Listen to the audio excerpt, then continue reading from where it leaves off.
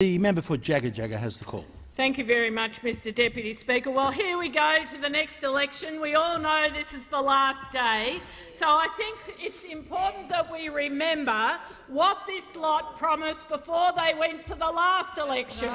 Remember what they promised last time.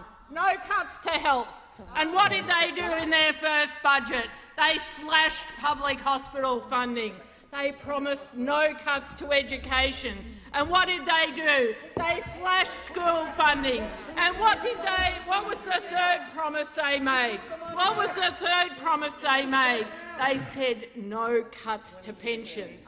No cuts to pensions. And in the 2014 budget, of course, they decided that they would cut pensions by up to $80 a week over a 10-year period. Of course, we were able to defeat that measure.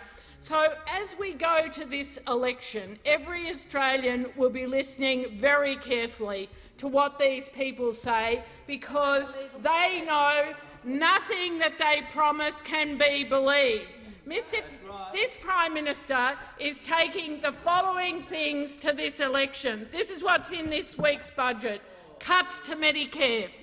And my colleague, the member for Ballarat, will set out how the cuts to Medicare will lead to increased prices every time someone has to go to the doctor.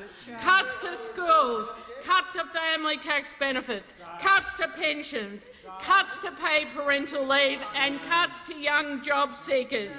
This Prime Minister's budget is fundamentally unfair. Fundamentally unfair.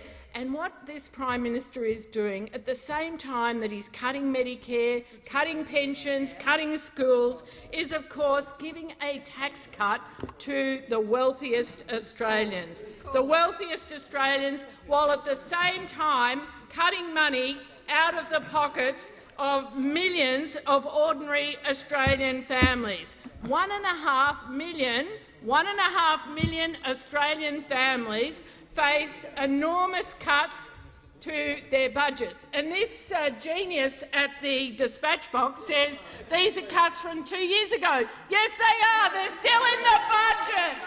You genius. You're an absolute genius.